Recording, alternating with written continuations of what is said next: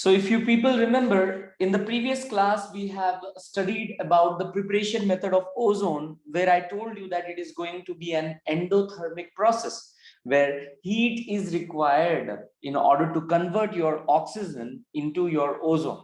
So what happens is, oxygen, the bonds between the O2 molecule has to be broken, and the new bond between other oxygen atoms has to be formed.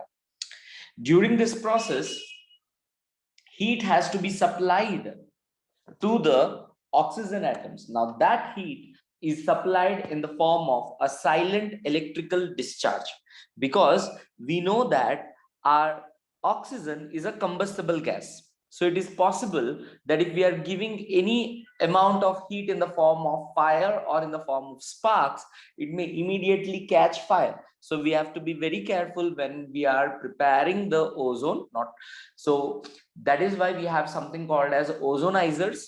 Ozonizers are the apparatus in which generally we prepare ozone gas. All right. So now what we will do is we will move on to the properties of ozone. So when we move on to the properties of ozone, the very first thing which comes to our brain is this. Sir, as O2 forming O3 is an endothermic reaction. Okay oxygen से ozone बनाने का अगर endothermic reaction है, then O3 disintegrating, O3 dissociating and breaking down and giving you oxygen is going to be an exothermic reaction. Do you agree with this? Yes, sir. Obviously, the reverse of endothermic reaction is going to be exothermic. That means ozone will spontaneously break down into oxygen gas, and along with that it will release nascent oxygen. What will it release? We will call it as nascent oxygen. Nascent oxygen means it's a highly reactive just bond oxygen. It's a highly reactive just bond oxygen. That means the oxygen has been prepared just in the situation. Okay, that we will call it as nothing but your nascent oxygen.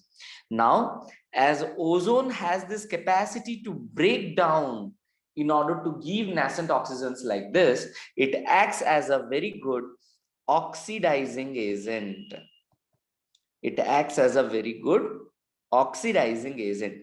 That is the reason, sir, why we say ozone is a good oxidizing agent, because it has this capacity, okay, in order to release nascent oxygen spontaneously. That is one thing. Number two, I told you already that ozone is going to have a characteristic smell. मैं पहले ही बताया था आप लोगों को, it is a little fishy type of odor, but not exactly fishy. When we bring some non-veg to our house, that may be chicken or mutton, say for example, the what we say uncooked meat, whatever is there, the smell of cut fish or a chicken or a mutton or anything like that, whatever smell we get out of that, a dead body, actually that is going to be the smell of your ozone. Okay, so it is going to be a pale blue gas, pale blue gas, if it is directly existing as O3 in the gaseous phase. But if you try to liquefy it, then it is going to be a dark blue liquid. And if you try to solidify it, then it is going to be a violet black solid. Okay, so what do we understand here, sir? The physical properties of ozone we are trying to see. Okay, so pure ozone is pale blue. If it is liquefied, it is turning into dark blue, and if you are solidifying it, then it is violet black. There is nothing much interesting here, but later on you see ozone has characteristic smell, and in small concentrations it is harmless. That is why what happens, you know, in places where there is a lot of crowd, say for example like the Makkah Medina, say for example, people in thousands and lakhs of people will enter into that place and start walking around that whatever place is present over there. In lakhs of people will be running round and round or walking round and round. Now, in such places, the availability of the oxygen will decrease. And hence, what people will do, people will try to pass ozone gas in a small quantity throughout the venue, whatever the particular place is there. Now, what happens? This ozone gas has two particular properties over here. This can act as a disinfectant, number one, and it can also release the oxygen gas, okay, because it will decompose in order to release your oxygen. So just have a look. However, if the concentration rises above 100 parts per million, breathing becomes uncomfortable, resulting in headache and nausea. If excess of ozone gas is inhaled, then you may suffer from headache and as well as nausea. Right? Now, let us have a look. Thermodynamically, ozone is unstable. We know this because the formation reaction itself is endothermic, right? So obviously, ozone can easily break in order to decompose into your oxygen and as well as a nascent oxygen, that is O2 dioxygen and as well as the nascent oxygen. So just have a look, sir. As it is an exothermic reaction, del H is going to be negative. चलिए हम लोग ये कुछ चीजें देखेंगे अभी. So हमें पता चला O3 giving rise to O2 and nascent oxygen. For this reaction, del H is equals to negative. बहुत अच्छा बात. अब बताइए, तीन ऑक्सीजन एटम्स एक मॉलिक्यूल में है जो कि ब्रेक होके एक single oxygen atom and then O2 molecule form हो रहा है. तो इन दिस केस आप लोगों को एंट्रोपी चेंज कैसे दिख रहा है सर? Delta S. क्या ये पॉजिटिव रहेगा या नेगेटिव रहेगा? डिग्री ऑफ फ्रीडम जो है, डिग्री ऑफ रैंडमनेस जो है, वो इंक्रीज हुआ या डिक्रीज हुआ? बताइए जरा.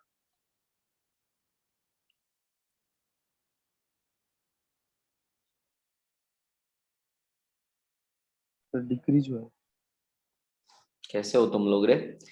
डिग्री ऑफ रैंडमनेस इंक्रीज हुआ बिकॉज O3 तीन एटम को हम लोग बॉन्ड करके रिस्ट्रिक्ट कर रहे हैं मूवमेंट को, बट यहाँ पे जैसे ही ये टूट जाता है, द मॉलिक्यूल्स और the atoms will become more random, they are more free to move. So obviously degree of randomness जो है वो इंक्रीज हो रहा है, राइट? So as it is increasing, obvious del S is going to be positive. तो degree of randomness, अरे खुद बोलो ना, तीन ऑक्सीजन एटम्स एक साथ एक मॉलिक्यूल बन रहा है, वहां पे ज्यादा डिग्री ऑफ फ्रीडम रहेगा या फिर एक ऑक्सीजन एटम को कंप्लीटली फ्री छोड़ दिया हम लोग और एक डाइऑक्सीजन रखे, कहां पे डिग्री ऑफ रैंडमनेस ज्यादा रहेगा?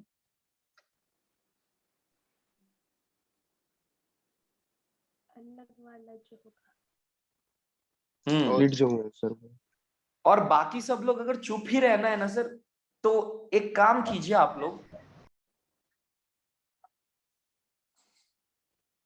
राइट? तो हमें पता चला that entropy is increasing and enthalpy is negative. So now tell me sir, for any reaction, एक रिएक्शन स्पॉन्टेनियस है कि नहीं देखने के लिए हम लोगों को पता है that the Gibbs free energy value must be less than 0. Yes और नो? Yes sir. यस. तो Gibbs free energy must be less than 0 मतलब del G is equals to, हमें क्या पता है, del H minus T delta S. तो ध्यान से देखिए तो sir, del H already negative है, माइनस टी हमेशा पॉजिटिव रहता है, डेल्टा एस भी पॉजिटिव है. क्या आप लोगों को नहीं लग रहा है दो नेगेटिव नंबर को हम लोग ऐड कर रहे हैं सर, तो ये हमेशा नेगेटिव रहेगा? That means ozone getting dissociated और getting decomposed into O2 and nascent oxygen, this is always a spontaneous reaction because del G is turning out to be negative for all the temperatures. Do you people agree with this? Yes sir. Yes, sir. Yes sir. Yes, sir. Yes. So that is why we are saying that ozone will easily decompose to give you nascent oxygen, and hence it is acting as a very good oxidizing agent. Nascent oxygen, just born oxygen, जिसको मैं बच्चा oxygen बोलता हूँ, right, is highly reactive and वो immediately कोई भी compound वहां पे रहेगा उसके साथ रिएक्ट करके उसे ऑक्सीडाइज करता है, राइट? चलिए तो देखिए, ozone is thermodynamically unstable with respect to oxygen since its decomposition into oxygen results in liberation of heat and increase in entropy. These two factors reinforce each other, resulting in large negative Gibbs free energy. तो अभी अभी हम लोगों ने prove किया कि Gibbs free energy जो है वो नेगेटिव कैसे हुआ. Okay, right. So Gibbs energy change for its conversion into oxygen, it is not really surprising. Therefore, high concentrations of ozone can be dangerously explosive. Now this is beautiful.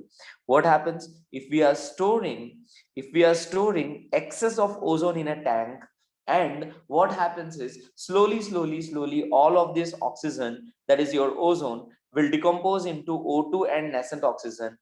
This becomes highly explosive.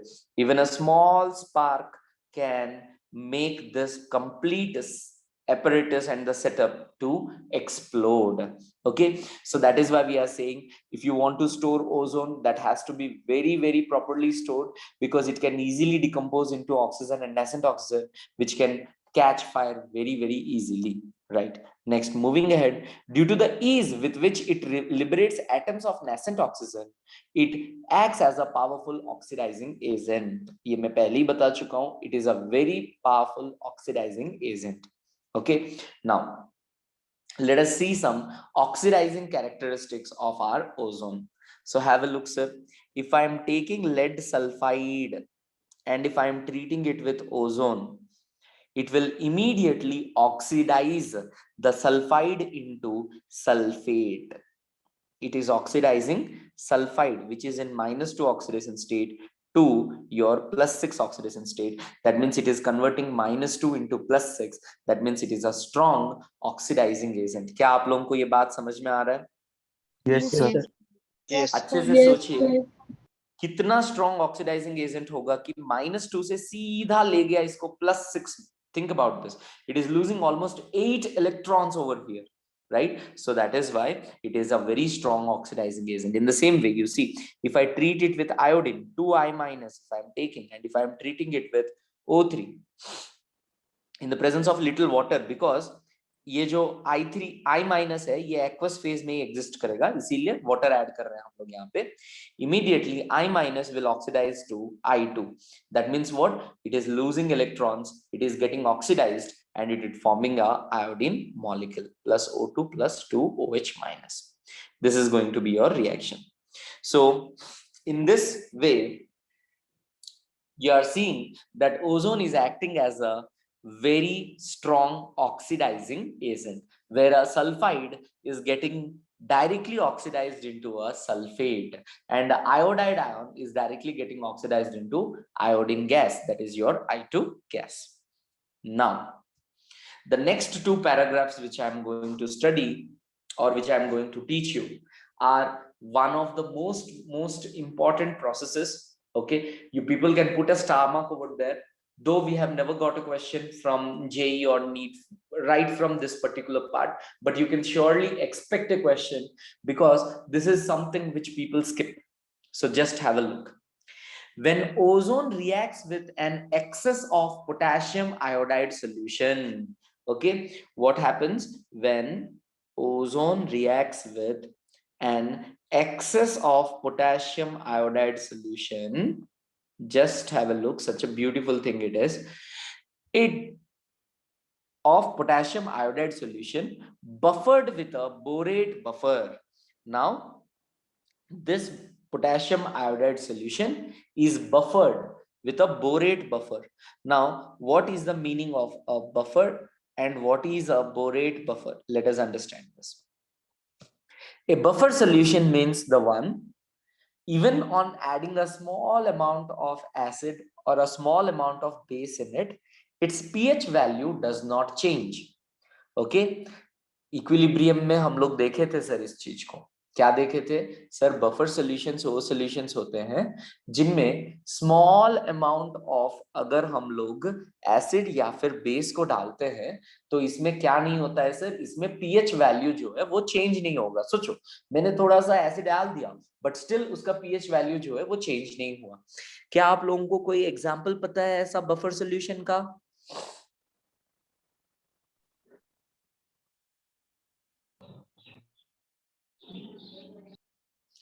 Biology students specially? No sir. No sir. Human blood, our blood is a buffer solution. Okay, human blood is a buffer solution.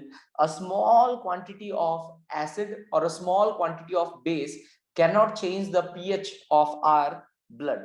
अच्छा, blood का pH क्या होता है? क्या ये basic होता है या एसिडिक होता है? सर न्यूट्रल रहता है। न्यूट्रल रहता है। हाँ, बेसिक होता है सर। सर बेसिक रहेगा। कैसे कैसे न्यूट्रल रहेगा बेटा? बायोलॉजी वाले अच्छे से इस चीज को पता होना चाहिए था आप लोगों को अभी तक, है ना? This is your blood is going to be slightly basic, okay, obviously, yes, very good. चलिए, तो बफर सॉल्यूशन मतलब ये वो ऐसा सॉल्यूशन है जो थोड़ा सा एसिडिक या बेसिक मीडियम अगर आप लोग उसमें ऐड भी करते हैं तो इसका पीएच जो है वो चेंज नहीं होता है। तो हम लोग बोरेट बफर का पीएच क्या होता है? बोरेट बफर का पीएच होता है 9.2। ये एक बेसिक बफर है, तो फिर ये 9.2 में ही मेंटेन होगा, राइट? अब क्या होगा, हम लोगों को पता है सर, जस्ट अभी ऊपर में ही हम लोग पढ़े हैं, जब भी आप आयोडाइड आयन को ओजोन के साथ ट्रीट करेंगे तो आयोडीन प्रोड्यूस होगा, यस और no? Yes sir. Yes sir. Okay, तो ये जो आयोडीन गैस प्रोड्यूस होगा यहां से sir, that can be titrated, this can be titrated. मैं अभी बताऊंगा आप लोगों को टाइट्रेशन क्या है। This can be titrated against a standard solution of sodium thiosulfate. We are taking sodium thiosulfate and we will try to titrate this iodine gas which is being produced. इस तरीके से हम लोग ओजोन गैस कितना release हुआ था वो estimate कर सकते हैं। चलिए, तो अब मैं ये पूरा का पूरा प्रोसेस आप लोगों को समझाने वाला हूं, बहुत अच्छे से ध्यान देंगे आप लोग। Okay, see generally what happens is, जब हम लोग कोई भी रिएक्शन से ओजोन गैस प्रोड्यूस करते हैं, कितना ओजोन गैस लिबरेट हुआ, ओके, कितना volume of ozone gas liberate हुआ वहां से फॉर एग्जांपल 2 लीटर्स लिबरेट हुआ, 5 लीटर्स लिबरेट हुआ, 4 लीटर्स लिबरेट हुआ, ये पता करना बहुत ज्यादा मुश्किल है, बिकॉज ओजोन जो है वो इमीडिएटली डिसोसिएट हो जाता है, डिसइंटीग्रेट हो जाता है, दैट मींस डिकम्पोज हो जाता है in order to give you O2 and nascent oxygen. तो ओजोन को एस्टिमेट करने के लिए कि कितना ओजोन प्रोड्यूस हुआ एक पर्टिकुलर रिएक्शन में, ये करने के लिए हम लोग क्या करते हैं सर, जो भी रिएक्शन में आप लोगों का ओजोन प्रोड्यूस हो रहा है उसे इमीडिएटली हम लोग KI सॉल्यूशन के साथ ट्रीट कर देंगे, एक्सेस ऑफ KI सॉल्यूशन के साथ ट्रीट कर देंगे। क्या ये बात समझ में आ रहा है? Yes sir. Yes sir. तो जैसे ही हम लोग एक्सेस ऑफ KI सॉल्यूशन के साथ ट्रीट करेंगे, सारा का सारा ऑक्सीजन जो है आयोडाइड आयन को ऑक्सीडाइज करने में लग जाएगा। तो आयोडाइड आयन को वो ऑक्सीडाइज करके वो क्या में कन्वर्ट कर देगा? Iodine gas. अब इस आयोडीन गैस को हम लोग टाइट्रेशन करते हैं, आयोडीन को हम लोग क्या करते हैं? टाइट्रेशन करते हैं।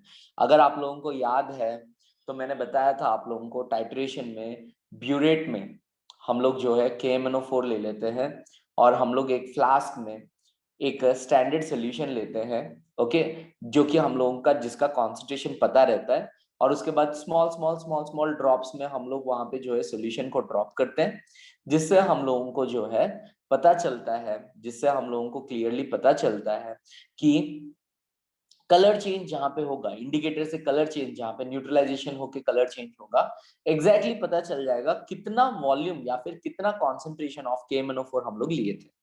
उसी तरह से आयोडीन गैस को जब हम लोग सोडियम थायोसल्फेट के थ्रू पास करते हैं, हम लोग एस्टिमेट कर सकते हैं कि एग्जैक्टली कितना आयोडीन मेरे सोल्यूशन में प्रेजेंट है। तो आयोडीन कितना था पता चल जाएगा, तो ओजोन गैस कितना प्रोड्यूस हुआ था वो पता चल जाएगा। So this is the only quantitative method for estimating your ozone gas.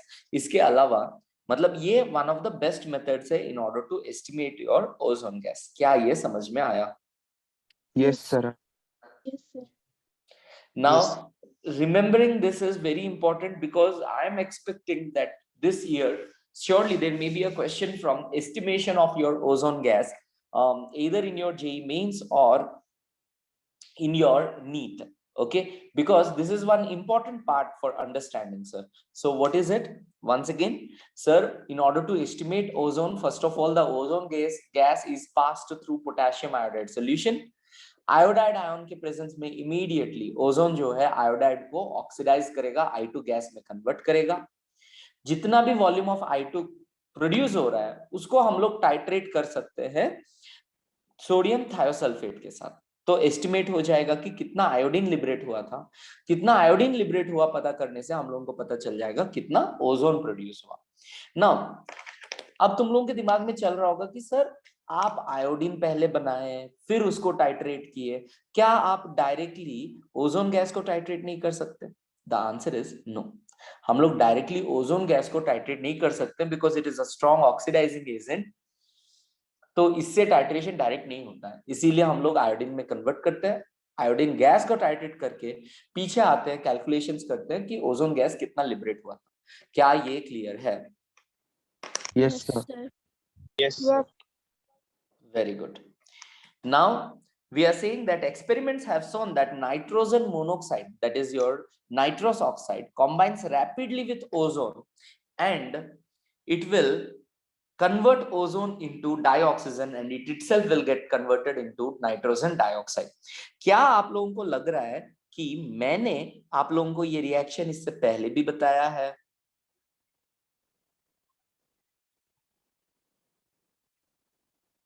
याद कीजिए, क्या मैंने बताया था?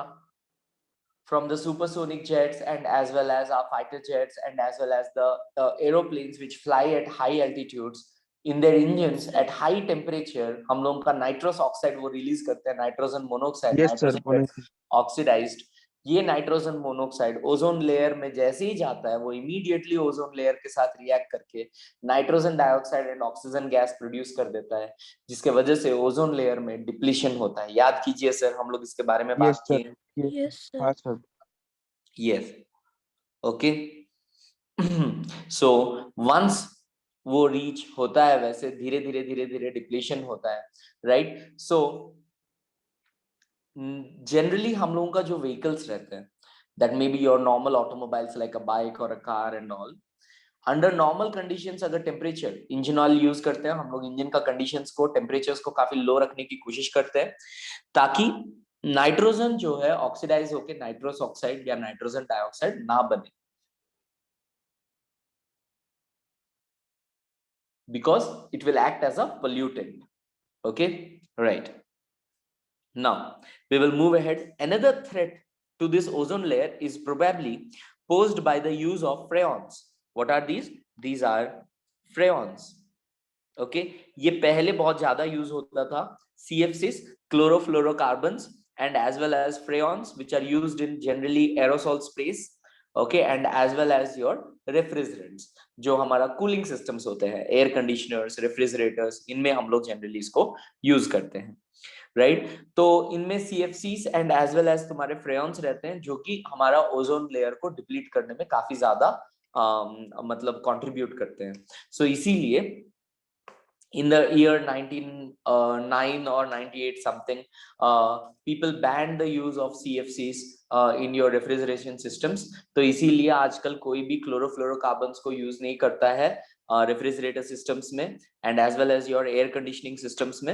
हम लोग दूसरा तरीके अपना रहे हैं, अभी हम लोग लिक्विड अमोनिया ले रहे हैं, लिक्विड सोडियम ले रहे हैं, ये सब कूलेंट्स के जैसा हम लोग यूज कर रहे हैं, but not your CFCs। Okay, the two oxygen bonds of, तो ओजोन का स्ट्रक्चर सर कितने लोगों को याद है? हम लोग ऑलरेडी ओजोन का स्ट्रक्चर देख चुके हैं, फर्स्ट ईयर में ही देखे हैं। आप लोग याद आ रहा है कुछ? हाँ सर, देखिए। अगर Yes, याद sir. आ रहा है तो आप लोगों को पता Yes, होगा sir. सर, एक कोऑर्डिनेट बॉन्ड रहता है एंड दो जो है यहाँ पे एक सिग्मा बॉन्ड और एक पाई बॉन्ड रहता है, केमिकल बॉन्ड दो रहते हैं और एक कोऑर्डिनेट बॉन्ड रहता है। कहाँ पे देखे थे हम लोग इसको? सर रेजोनेंस स्ट्रक्चर में वो वाला सर। रेजोनेंस स्ट्रक्चर में तो देखे थे ही, फॉर्मल चार्ज में देखे थे अगर आप लोगों को याद है तो। कहाँ देखे थे? Formal charge. Formal charge calculation formal charge में। ओजोन का स्ट्रक्चर पहले देखे थे, right? Very good sir. So in this way, okay, in this way we are trying to find out these things. The structure of ozone here, both the oxygen bonds are almost of same length, sir. This is because once again the resonance के वजह से क्या होता है, दोनों bonds में pi characteristics आते हैं, जिसके वजह से जो है यहाँ पे दोनों पाई बॉन्ड का बॉन्ड लेंथ जो है 180 to 128 पिकोमीटर रहता है, and the bond angle is 117 degrees, and the bond angle is 117 degrees. Now uses, मैंने पहले ही बता दिया सर, ये एक डिसइंफेक्टेंट जैसा काम करता है, तो याद कीजिए, it is used as a germicide, disinfectant and for sterilizing water. Okay, it is also used for sterilizing water.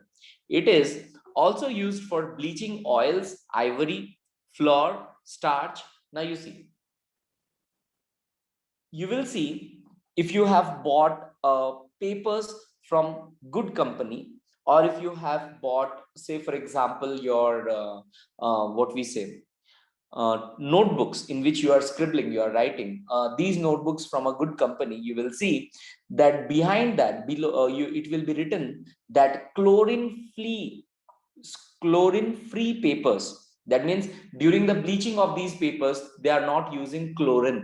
Okay, अगर आपके पास अभी कोई नोटबुक है, आप लोग पक्का इसको, इसके पीछे जो है अच्छा खासा नोटबुक अगर क्लासमेट या नवनीत किसी का है, वहां पे क्लोरीन फ्री पेपर करके लिखा हुआ रहेगा पीछे में।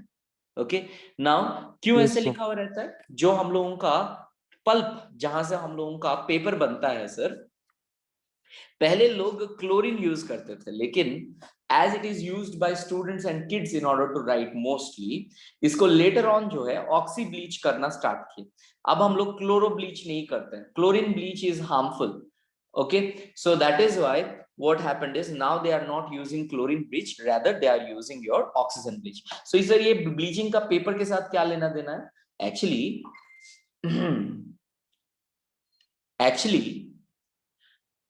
when the paper is being produced, it comes in a pale yellow or a little yellowish colored one. Even cotton के केस में भी वही होता है, कॉटन भी जब इनिशियली फॉर्म होता है तो थोड़ा येलोइश रहता है, उसको ब्लीच करके हम लोग ये जो व्हाइट कलर जो हम लोगों का है, हम लोग वो लेके आते हैं, राइट?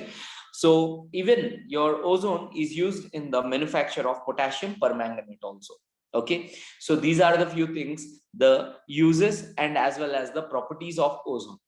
तो क्या पता चला सर हम लोगों को? अगर हम लोग घुमा फिरा के एक बार देखेंगे तो हमें पता चला sir, number one, the decomposition of ozone is a spontaneous process. Why? Two reasons are there, sir. Number one, sir, enthalpy of the reaction, del H is less than 0 and del S, that is your entropy, is greater than 0. Putting both of these values in Gibbs free energy, I found out that del G is always less than 0. Now del G is always less than 0 means obvious sa baat hai, it is a spontaneous process. Now in this process ozone is releasing nascent oxygen, जहां पे मैंने बताया okay, nascent oxygen जो है ये एक बहुत ही strong oxidizing agent है. That is the reason why ozone is also acting as a strong oxidizing agent. ये है सबसे पहला चीज जो हम लोग देखे सीखे। नेक्स्ट क्या देखे हम लोग? हम लोगों ने देखा the oxidizing properties of ozone. हम लोगों ने देखा that ओजोन को आप एक सल्फाइड के साथ ट्रीट कीजिए, वो इमीडिएटली उसको सल्फेट में कन्वर्ट कर देता है। आप ओजोन को आयोडाइड के साथ ट्रीट कीजिए, इमीडिएटली वो आयोडीन गैस लिबरेट करता है। इसी रिएक्शन को जहां पे ओजोन को आयोडाइड के साथ ट्रीट करने से ozone gas iodide iodine gas liberate कर रहा है, इसी को हम लोग यूज करते हैं for the quantitative estimation of your ozone gas. कितना ओजोन गैस लिबरेट हुआ ये पता करने के लिए हम लोग क्या करते हैं, we will take the ozone gas, treat it with potassium iodide, excess of potassium iodide, जितना भी ऑक्सीजन ओजोन यहाँ पे यूज हो रहा है वो पूरा का पूरा यूटिलाइज हो जाना चाहिए, इसीलिए एक्सेस ऑफ पोटेशियम आयोडाइड। तो जितना भी आयोडीन गैस मिला वो पूरा का पूरा आप लोग टाइट्रेट करेंगे सोडियम थायोसल्फेट के साथ। अगर वहां से हम लोगों को आयोडीन का अमाउंट पता चलेगा एस्टिमेट करके, तो वहां से हम लोगों को ओजोन का एस्टिमेशन जो है पॉसिबल हो जाएगा। इसके अलावा और क्या देखें, इन दिस केस हम लोग बोरेट बफर को यूज करते हैं ताकि वहां पे सोल्यूशन जो है हम लोगों का पीएच 9.2 के अराउंड मेंटेन होते रहता है। And when nitrogen reacts with oxygen it forms nitrogen oxide, that is nitrous oxide. This acts as a huge threat for our ozone layer because nitrogen monoxide or nitrous oxide will react with ozone, will immediately break into O2, that means it will give rise to O2 and it itself will get oxidized to NO2.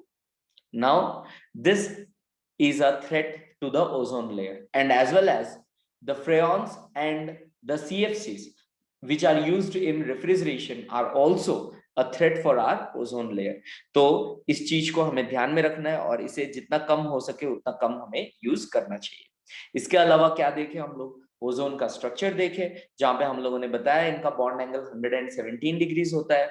हम लोगों ने बताया इनका bond length जो है 128 picometre होता है और इनका दोनों बॉन्ड्स जो हैं वो इक्वल लेंथ के होते हैं due to the possibility of your resonance. And at the end what did we see is the uses of ozone, जहां पे हम लोगों ने बताया this can act as a disinfectant, this can act as a germicide, this can be used as for sterilizing water, and it can bleach your ivory flour, starch, etc. And it is also a good oxidizing agent and hence is used for oxidizing your potassium permanganate. Sir, that is nothing but your KMnO4. Yes, sir. तो अभी Yes. पूछा जा रहा है मुझे titrated का मतलब क्या है करके, मैंने ऑलरेडी बताया सर। टाइट्रेशंस मतलब जहां पे हम लोग ब्यूरेट में एक सोल्यूशन लेते हैं, राइट, जिसका हमें कॉन्सेंट्रेशन पता नहीं है और उसे हम लोग न्यूट्रलाइज करने की कोशिश करेंगे by taking something inside a conical flask. इस पूरा प्रोसीजर को हम लोग जो है टाइट्रेशन बोलते हैं, राइट। सो टाइट्रेटेड मतलब it is neutralized and we will try to calculate कितना amount of that particular component उसमें प्रेजेंट था, right? So this is all about your ozone and the properties of your ozone, right? Did you people really understand this? Yes, sir. Yes, sir. Yes, sir. Okay. Yes.